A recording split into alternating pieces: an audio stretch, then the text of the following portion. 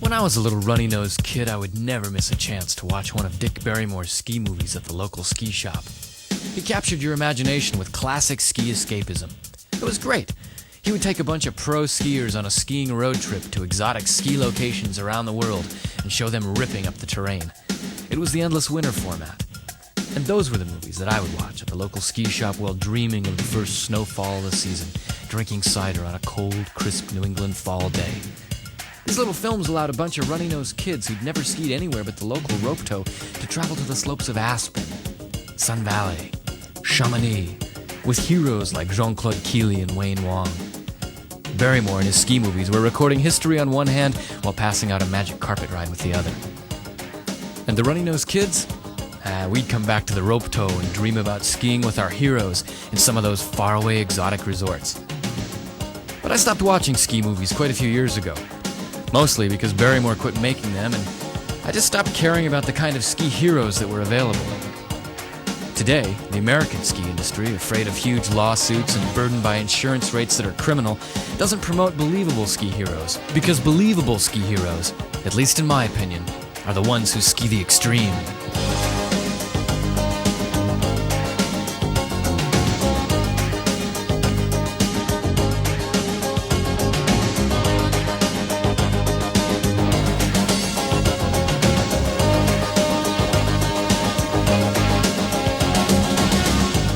Now, not everyone in this film jumps off cliffs, but everyone in this film has a story to be told.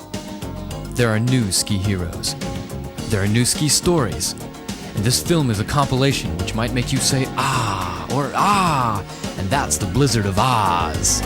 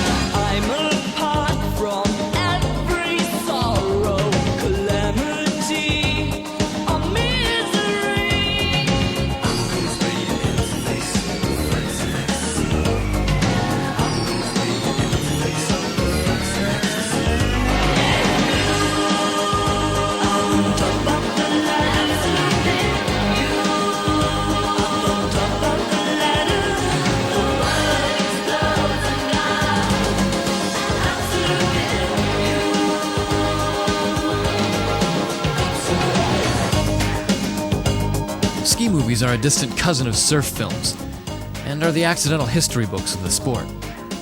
So if the films are the history books, then the filmmakers are the historians. Dick Barrymore, Warren Miller, Dick Durrance, Roger Brown, all passionate, excitable, opinionated ski bums, who through their movies captured the adventurous spirit of skiing in their different eras. And what we're hoping for here is to once again capture a little bit of ski history on film, and just tell a few ski stories. But this time from our perspective. A documentation of the ski world of 1988.